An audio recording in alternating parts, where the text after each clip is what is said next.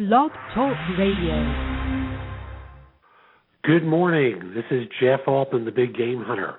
It is Monday morning at 9 a.m., and that's the time I give you no BS job search advice that's designed to set you straight, get you focused, get you on target, and start your job search week off well.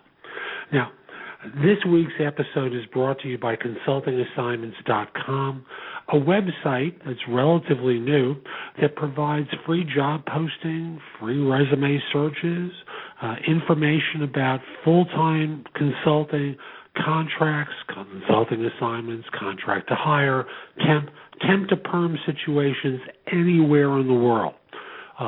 If you're a recruiter, feel free to post. It is free. If you're looking for work, it is free to search. There's nothing tricky in there. If you want to feature your resume, if you want to feature your job, it costs a whopping $10 to do so. So, if you're interested, if you have a consulting assignment, if you have one of the full-time consulting roles, a temp assignment, contract to hire, temp to perm situation, post it at consultingassignments.com.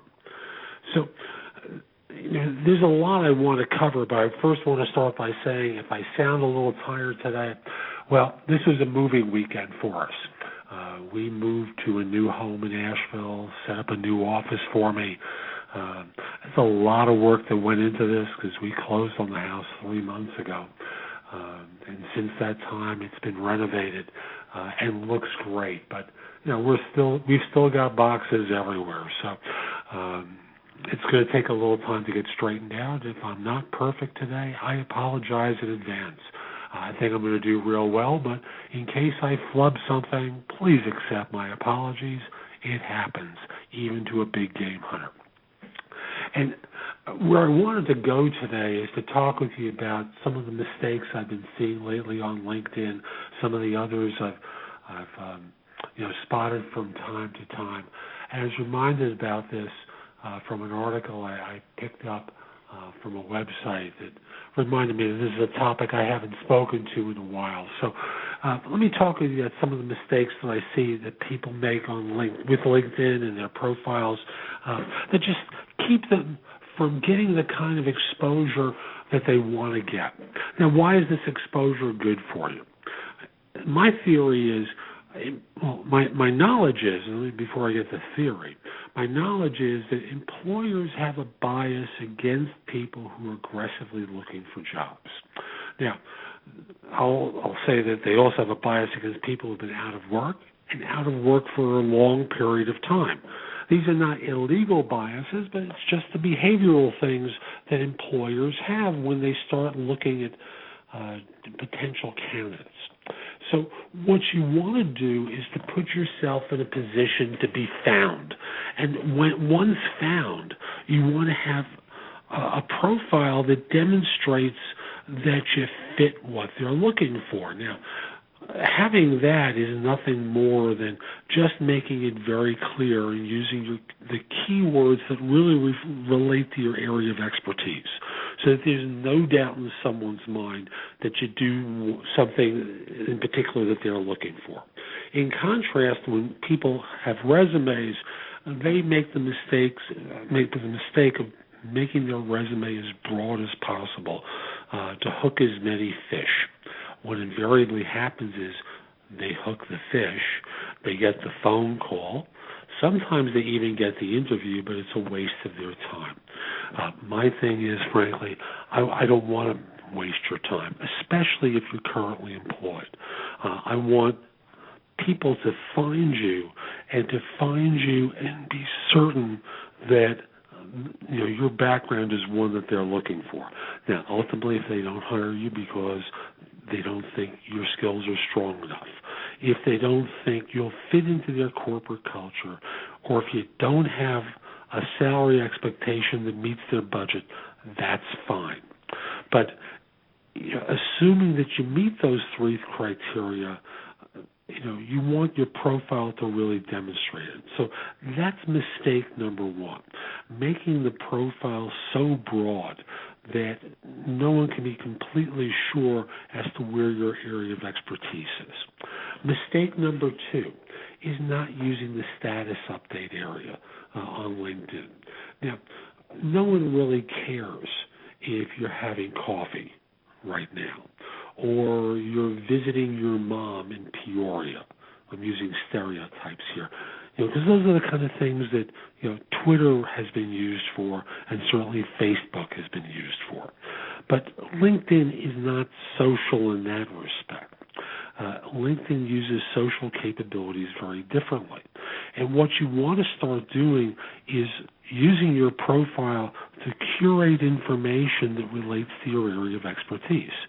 So if you're a developer with a particular technology background, or you work at a firm that people are interested in, or both, you want to collect information and just put a link up on LinkedIn pointing to that information so that people start to think of you as a reliable and knowledgeable individual in your field. Now, I know it sounds goofy that just putting a link on a LinkedIn profile allows people to think that way, but they do. It's kind of like on Facebook. When you have a friend who posts a link that to humor, to some joke, to a political opinion, you start to have an impression of them and think they're funny themselves, even though all they're doing is pointing to a link, or they're somewhat knowledgeable in this area, or they have a strong opinion about something, even if they don't. Well, LinkedIn creates that same sort of impression and causes people to think that they know you anymore. So use the status updates regularly. It can be once a week, but do something with status updates. Next, join groups. You have to be in a position where you're reaching out to people too, and you're making it easy for people to reach out to you. So joining groups allows you to connect with, 50 groups is the max that LinkedIn currently provides. And if you join large groups with areas where you're expert, you will expand your reach on LinkedIn. So if you're out networking and you're out looking for work, or you want people to find it easy to reach you, you'll have the ability for people to send you emails just because you're in their group. And you'll be able to do the same. So, if you're someone with 50 network connections, you're not going to reach all that far. But if you're in 50 network connections and have joined 50 groups, it's going to be very different for you. Another mistake that people make is, for some reason, people put the wrong employer first. If you have a part-time job or volunteer job that overlaps with your professional work, sometimes it's going to show up first, and you need to reposition your profile in a way that they're seeing your actual real job first. You also want to have a good headline for your listing. Now, understand that the headline is not your name.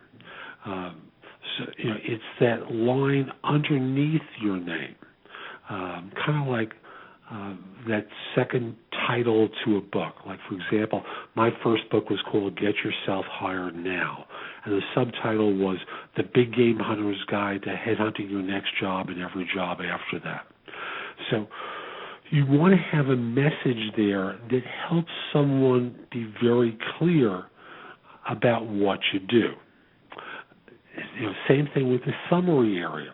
You want to use the summary area as an area of expertise, confirming what you're telling people above. Again, like I said, your LinkedIn profile has to confirm what would be on a resume and think like your resume. So as you write your profile, think of how you would construct a resume to demonstrate role responsibilities, accomplishments, money saved, revenue generated from what you do.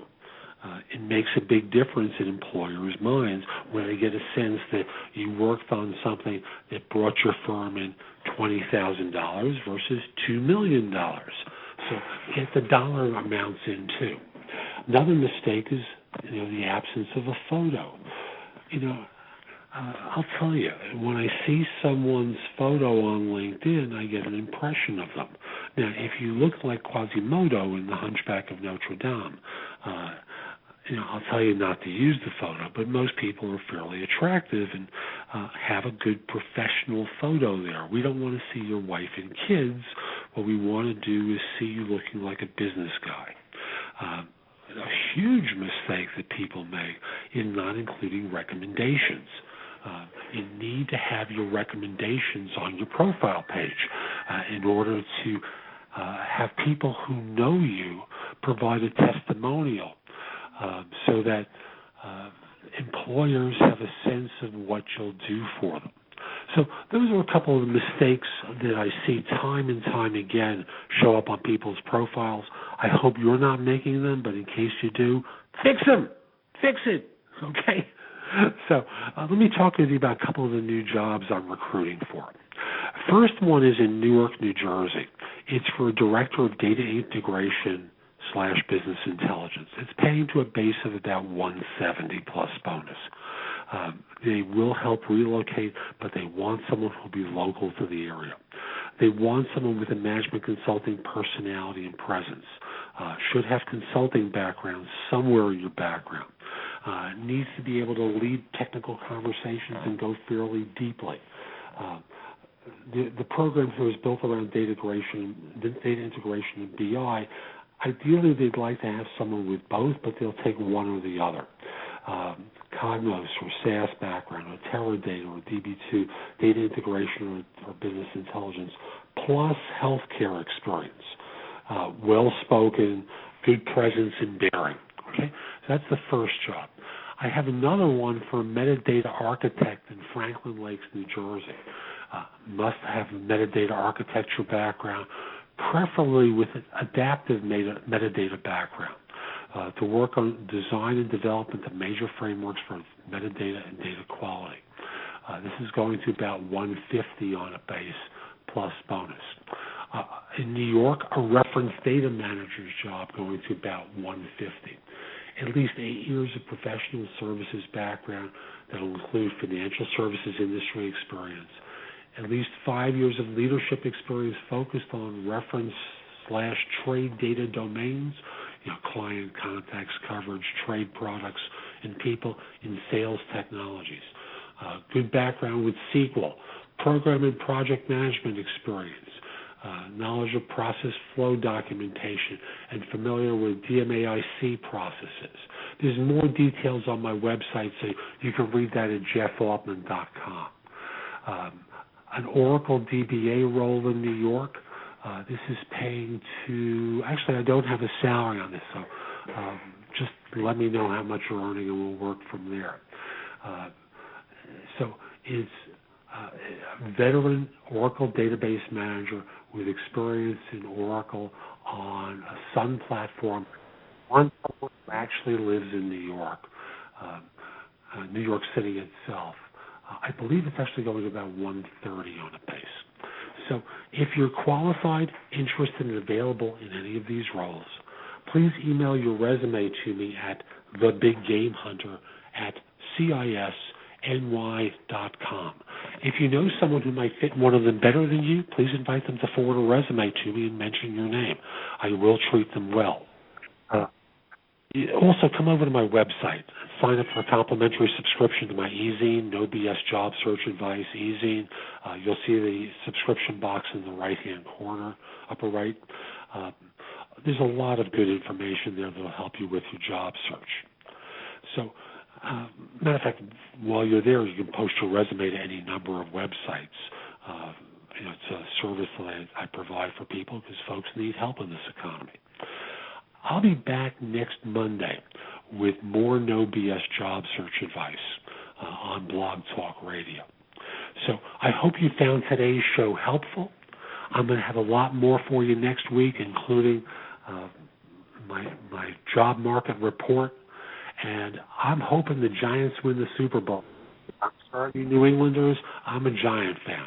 So this is Jeff Altman, the Big Game Hunter. Enjoy the Super Bowl. I hope you have a great day.